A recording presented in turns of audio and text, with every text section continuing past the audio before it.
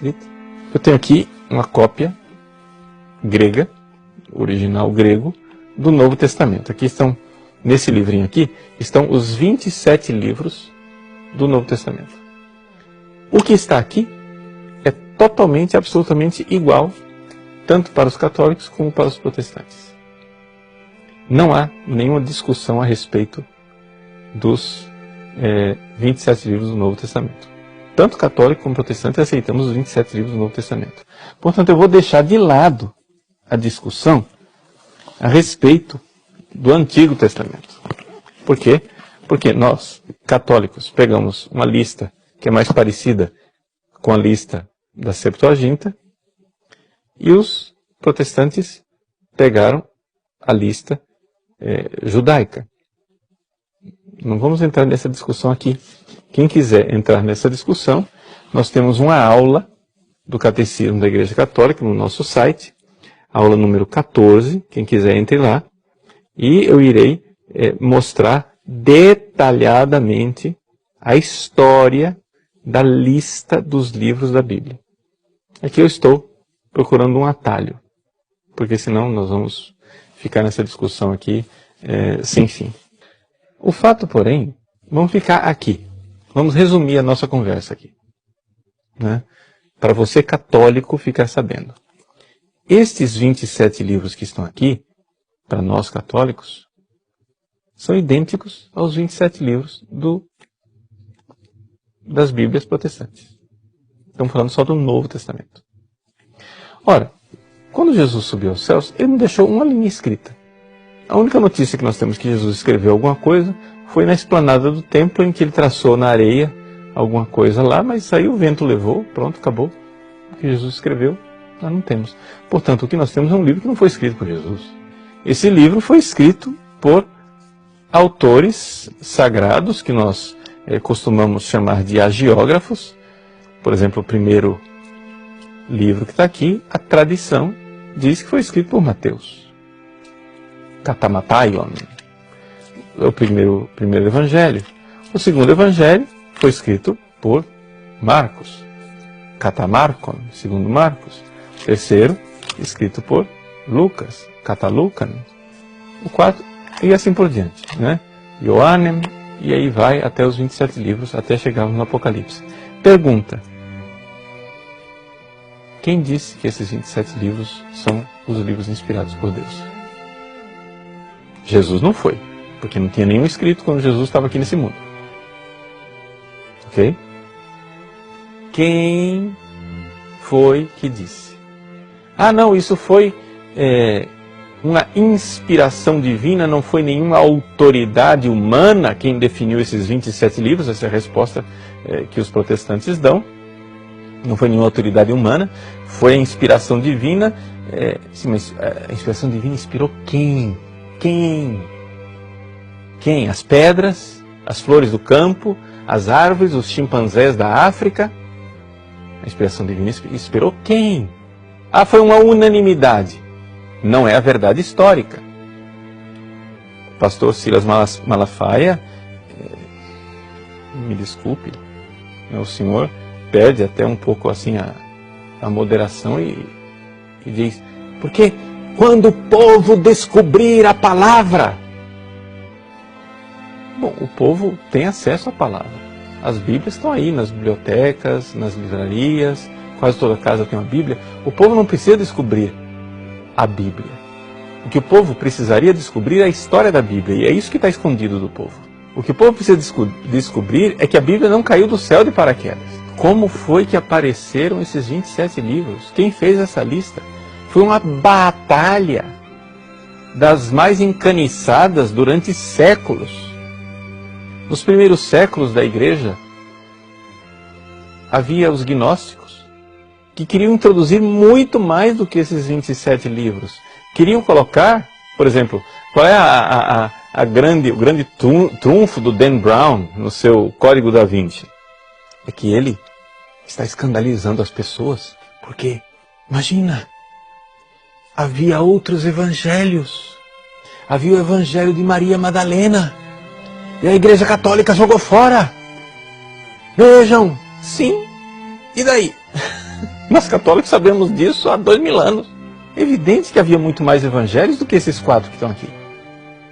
Havia o evangelho de Maria Madalena, o evangelho de Tiago, os evangelhos da infância, havia o evangelho carpocraciano de São Marcos, havia tantos outros evangelhos. Outras epístolas, como a epístola de Barnabé, outros atos dos apóstolos, não é? E não entraram na Bíblia. Mas não entraram na Bíblia por quê?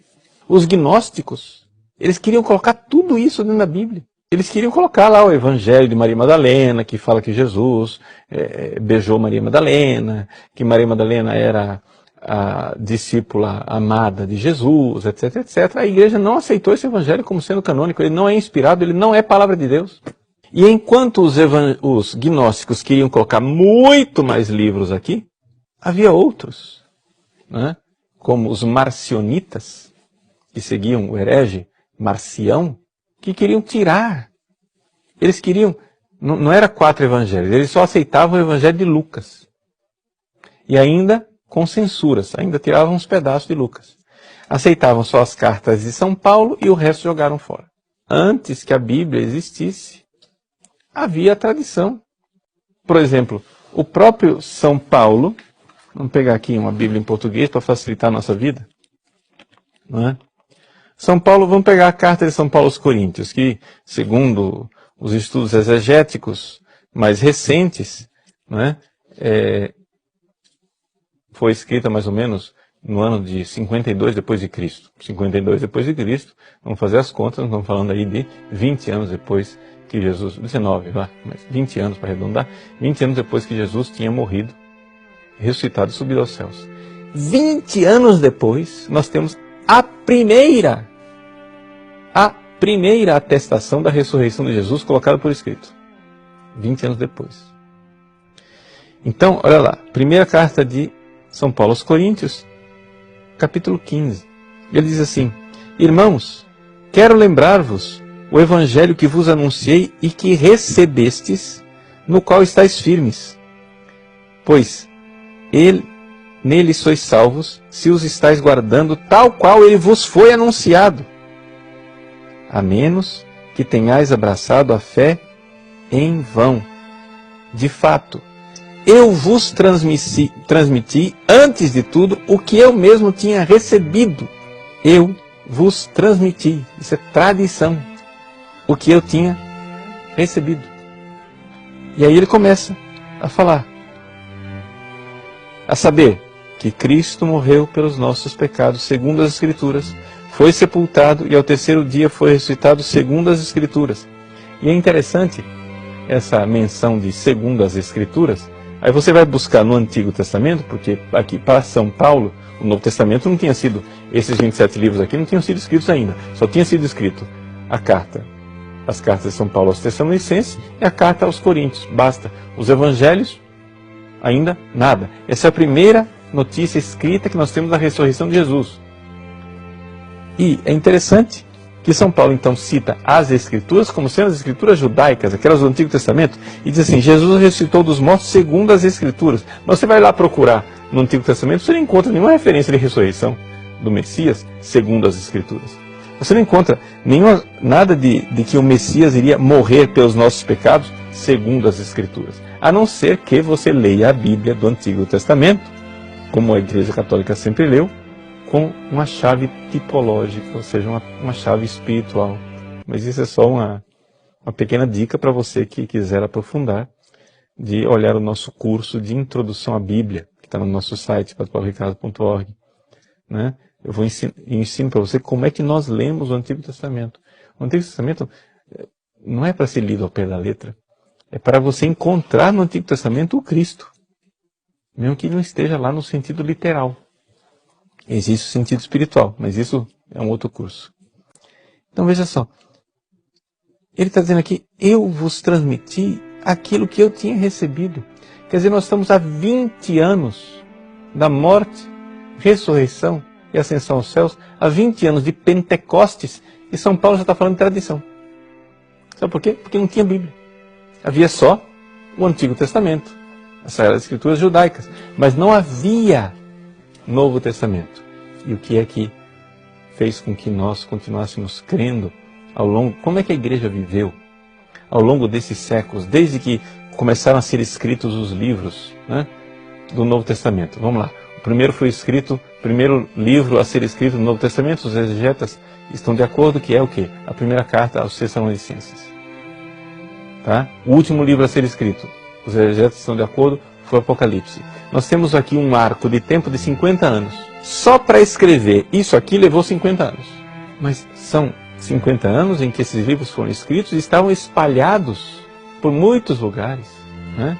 Esses livros estavam espalhados. São João escreveu o Apocalipse para as igrejas da Ásia, né? Marcos escreveu o seu Evangelho para a igreja de Roma, Lucas para a igreja dos gregos, e assim por diante. Então, o que é que acontece? As Sagradas Escrituras foram sendo escritas e estavam espalhadas por toda a bacia do Mediterrâneo. Agora imagine só que negócio, o negócio estava lá espalhado na bacia do Mediterrâneo, e para coligir isso tudo, e para fazer uma lista só, e para que tudo virasse um único cânon do Novo Testamento, levou quantos séculos? Só para escrever levou 50 anos, para terminar o debate levou pelo menos 2 séculos. Como é que a igreja viveu durante 2 séculos sem um Novo Testamento? Já se perguntou isso? Ou seja, nós estamos falando aqui da época de ouro, da época dos mártires, da época da igreja, em que os mártires verdadeiramente derramaram seu sangue. Gente, a igreja dos mártires não tinha o Novo Testamento como nós o conhecemos. Tinha fragmentos, tinha um livro aqui, outro lá, espalhado. Já parou para pensar nisso? Ora, se é assim, se a igreja, no seu albor, se a igreja no seu início, se a igreja no seu momento mais próximo da fonte, se a igreja, com aqueles luminares de santidade que eram os mártires, se a igreja, com tantos e tantos, centenas, milhares de cristãos derramando seu sangue por fidelidade a Cristo, não tinha uma Bíblia para ler. Do que é que vivia esta igreja? Vivia da palavra de Deus. Mas a palavra de Deus não é a Bíblia. A palavra de Deus é o Cristo. Esse princípio da sola Escritura, ele é tão alheio à tradição e à história da igreja, que ninguém jamais poderia sequer pensar de dizer a Bíblia é o único critério da fé, antes de acontecer um fenômeno que aconteceu antes do nascimento de um rapaz chamado Martim Lutero.